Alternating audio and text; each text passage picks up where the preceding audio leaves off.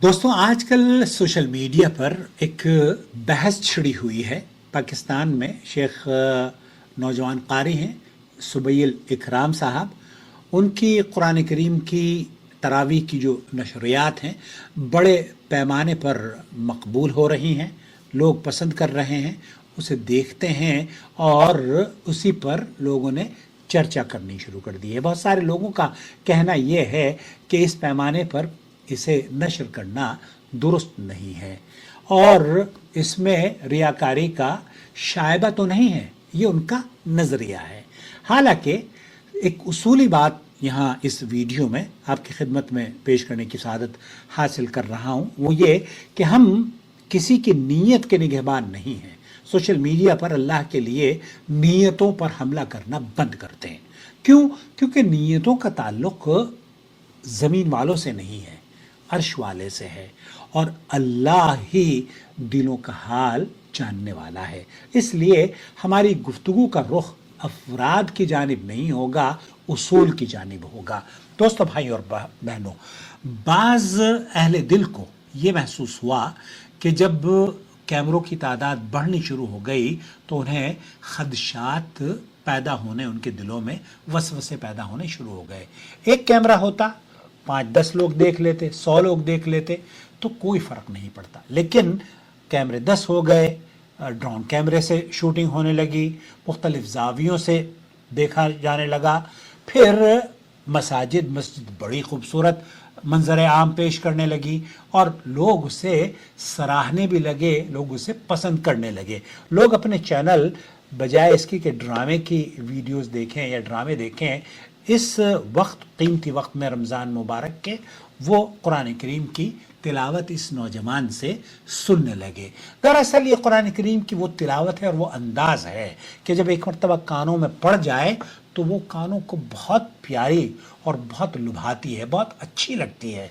मैं आपको बताऊं, जब मैं 1980s में यहाँ आया सऊदी अरब में तो इज़ाअतुल कुरान करीम पर भी मिस्र के कारियों की आवाज़ गूंजा करती थी। लेकिन शेख सुदेस, शेख सऊद शुरेम और सऊदी अरब के उलमा और मशाइख के जो अंदाज़ है कुरान करीम का, हिजाज़ी या नजदी अंदाज़, उसने वो सब्स्टिट्यूट दिया उस तरीक़े को जो मिस्र के क़ुर्रा का था। अच्छा, ये फिर सऊदी अरब के कारियों की आवाज़ पूरी दुनिया में गूंजने लगी और यही अंदाज़ है शेख सुबैल का कि उसी अंदाज से उन्हें मकबूलियत हासिल होती जा रही है। पाकिस्तान में ये कोई पहला आदमी नहीं है, मैं समझता हूँ। QTV पर भी एक मैं देख रहा था, कई ऐसे कारी आते हैं, लेकिन प्रॉब्लम क्या है शेख सुबैल में और उन क़ुर्रा में, वो उनको आप सुने कि आलमून तालमून इस तरीके से तेजी से पढ़ते रहेंगे, उसकी खुद की समझ में नहीं आता, पढ़ने वाले की, पीछे वाले की क्या समझ में आता होगा। वो तो खड़े होते हैं ऐसे कि उन्हें कुछ पता नहीं चलता कि कुरान करीम में अल्लाह रब्बुल आलमीन क्या कह रहा है। शेख सुदेस हैं, 40 साल हो गए इमाम काबा हैं, 40 साल से हर साल कुरान करीम की तिलावत करते हैं, लेकिन हर साल कुरान करीम की बाज़ आयात पे रो देते हैं। ऐसा लगता है जैसे आज ही पढ़ रहे हों। तो ये बच्चा भी, ये नौजवान भी कुरान करीम जब पढ़ता है तो लज्जत हासिल होती है, कानों को मानूस बहुत अच्छा लगता है, लोग सुनते हैं। तो कुरान करीम का सुनना ये एक मुबारक अमल है। लोगों को कुरान करीम की गैर शऊरी तौर पर आप उनको दावत दे रहे हैं, ये एक मुबारक दावत है। इसे बहस का मौजू नहीं बनाना चाहिए। और रमज़ानुल मुबारक दिलों को जोड़ने का महीना है, इबादत करने का महीना है, अल्लाह की रज़ा हासिल करने का महीना है। ये तोड़ फोड़ का महीना नहीं है, ये बहस व मुबाहसे का महीना नहीं है। हम बरसों से देख रहे हैं कि सऊदी अरब में मशाइख और उलमा, बल्कि हरमैन की कुरान करीम की तिलावतें पूरी दुनिया में मशहूर है। इसी तरीके से हज के मनाजिर पूरी दुनिया में देखे जाते हैं, आलमी नशरियात इदारे शरीक होते हैं और सैकड़ों कैमरे उन्हें रिकॉर्ड करके नशर कर रहे होते हैं। इसी तरीके से हर साल हमारे बड़े बड़े जो इदारे हैं, हिंदो पाक के बड़ी बड़ी तंजीमें, मदारिस की जो मदारिस चलाती हैं, उनके यहाँ बड़े बड़े कॉन्फ्रेंसेस, स्टेज पर 100-150 आदमी बैठकर लोगों को दीन की नसीहतें कर रहे होते हैं। कुरान करीम की तिलावत वहाँ पर होती है। कुरान करीम के साथ साथ नात, حمد اور نظمیں پڑھی جاتی ہیں، واعظ و نصیحت ہوتی ہے، حتیٰ کہ شیخ امام کعبہ اور امام مسجد نبوی بھی بعض مرتبہ اندرونی اور بیرونی علماء، وہاں پہ بیرون ممالک سے بھی علماء تشریف لاتے ہیں اور شریک ہوتے ہیں۔ مختلف چینلز پر انہیں نشر بھی کیا جاتا ہے، مختلف لوگ، لاکھوں لوگ انہیں دیکھتے ہیں۔ نمازیں بھی باقاعدہ طور پر نشر کی جاتی ہیں، پڑھی جاتی ہیں۔ میں خود ناچیز پچھلے دنوں دہلی میں تھا تو آل انڈیا اہل حدیث کانفرنس میں شرکت ہوئی، وہاں امام مسجد نبوی نے مغرب اور عشاء کی نمازیں پڑھائی تو خوبصورت تلاوت، لوگ جھوم اٹھے، لوگوں کو پسند آئی۔ کیوں؟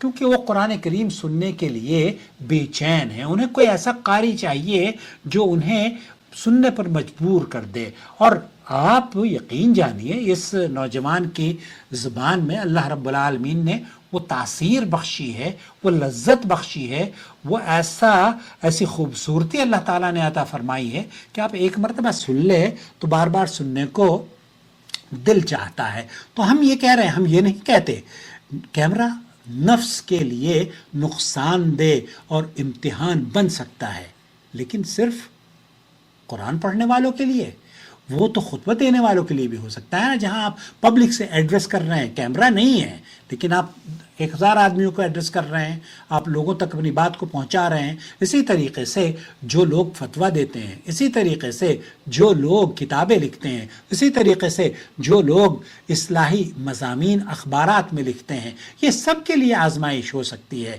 اب اس آزمائش کے